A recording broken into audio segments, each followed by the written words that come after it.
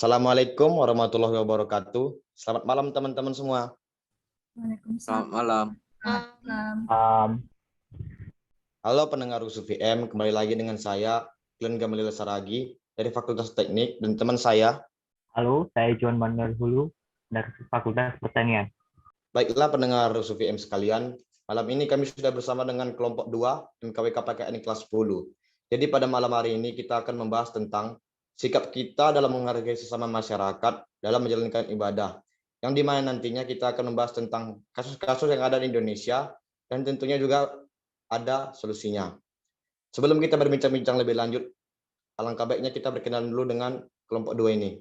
Bisa dimulai dari ketua kelompok dan diikuti oleh anggotanya. Baik, perkenalkan, nama saya Andriani dari Fakultas Ekonomi dan Bisnis, selaku ketua dari kelompok 2. Halo, perkenalkan nama aku Yulia dari Fakultas Ilmu Budaya selaku sekretaris kelompok 2.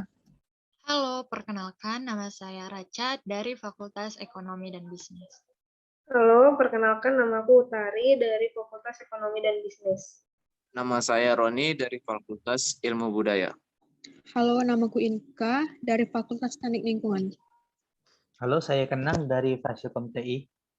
Nah, terkait dengan kasus yang telah saya sebutkan tadi, saya ingin bertanya kepada teman-teman sekalian, adakah kasus di Indonesia yang mungkin berkaitan dengan judul tersebut? Bisa mungkin dimulai dari ketua kelompok, Andriani, saya persilakan. Baik, terima kasih. Jadi kasus pertama ini dialami oleh masyarakat Hindu yang berada di Bantul. Mereka melakukan ibadah pemanjatan doa kepada leluhur di rumah. Ya, memang sih seharusnya ibadah ini tuh dilaksanakan di pura. Tapi akhirnya mereka melaksanakan ibadah itu di rumah karena terbatasnya pura, akibat sulitnya izin pembangunan pura, karena tidak tercapainya minimum penganut agama Hindu di Bantul. Sehingga pada saat melakukan upacara doa, mereka akhirnya dihentikan secara paksa oleh masyarakat setempat.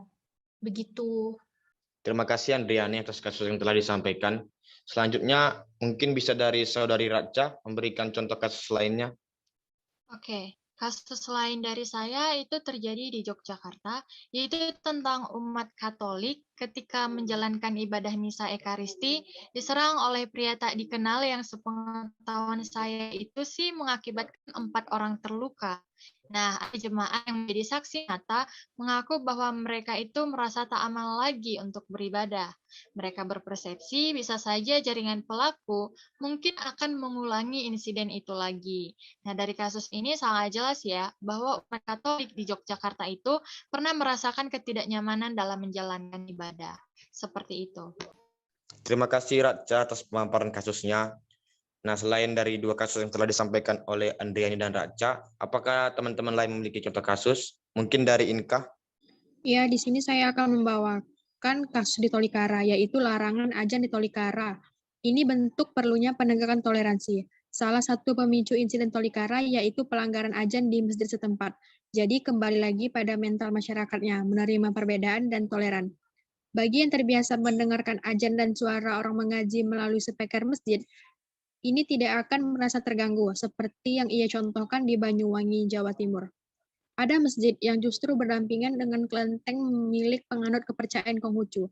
Mereka hanya dipisahkan oleh dinding pembatas mereka. Setiap kali speaker masjid mengumandangkan azan, tidak ada warga yang protes dan merasa tidak nyaman. Dan begitu juga sebaliknya. Seharusnya toleransi ini bukan lagi sekedar kata-kata, namun sudah mendarah daging dalam diri setiap individu. Ya, itu saja. Makasih. Wah, terima kasih Inka atas pemaparan contoh kasusnya. Nah, sekarang kan kita udah tahu nih apa saja contoh kasus yang ada di Indonesia terkait dengan judul pembahasan pada malam ini. Sekarang, saya mau nanya solusi apakah yang bisa kalian berikan terkait dengan contoh-contoh kasus yang telah dipaparkan oleh teman-teman sebelumnya.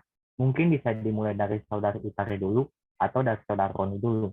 Persilakan. Dari aku dulu, aku mau ngasih tanggapan dari kasus umat Hindu, di mana yang pertama itu terjadinya miskomunikasi antar warga setempat. Yang hal ini seharusnya dapat diatasi dengan membangun komunikasi yang baik antar umat Hindu dan warga setempat. Yang kedua ialah kebutuhan umat Hindu akan rumah ibadah, yang harusnya peran pemerintah untuk meringankan syarat pembangunan rumah ibadah bagi umat Hindu di daerah tersebut. Yang ketiga itu peran Pemda yang tidak hanya sebatas kata tetapi hasil lanjutan untuk membangun relasi antar warga setempat. Gitu sih. Baik, terima kasih Utari atas solusi yang telah diberikan. Selanjutnya, Saudara Roni boleh memaparkan solusi dari kasus-kasus yang telah dijelaskan sebelumnya. Silakan. Solusi dari saya, masyarakat jangan minim pengetahuan dan jangan minim etika. Gunakan akal sehat untuk merawat republik ini. Jangan tanya apa yang bisa negara berikan untukmu, tapi tanyakanlah apa yang bisa kau berikan pada negaramu. Itu saja sih solusi dari saya. Baik, terima kasih Roni atas solusi yang telah diberikan. Dari teman-teman yang lain mungkin ada yang ingin menambahkan, mungkin dari Saudara Kenang. Silakan Saudara Kenang. Oke, kalau dari saya sendiri, bawa dari diri sendiri aja dulu. Masa sih, misal orang lain ibadah, kalau misalnya kita lewat tempat ibadahnya ya santai aja, nggak usah geber-geber, nggak usah sok-sokan klakson-klakson apa segala macam. Kalau dari sendiri, satu lagi untuk pemerintah, permudahlah izin membangun rumah ibadah. Masa sih mau bangun rumah ibadah susah minta ampun. Orang ibadah sama Tuhan gampang kok malah dipersulit.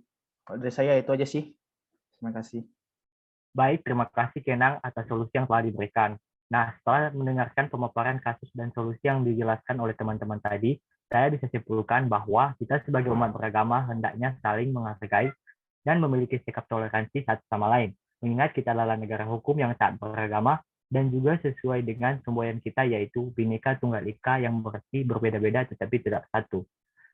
Baik, terima kasih kepada pendengar UCSM yang telah mendengarkan perbincangan malam ini dan terima kasih juga kepada kelompok 2 yang mau menjadi narasumber pada malam ini. Sekian dari saya dan juga Glenn. Apabila ada kesalahan dan tutur kata yang tidak sesuai, kami mohon maaf. Terima kasih. Selamat malam. Selamat malam. Malam. Malam. Malam.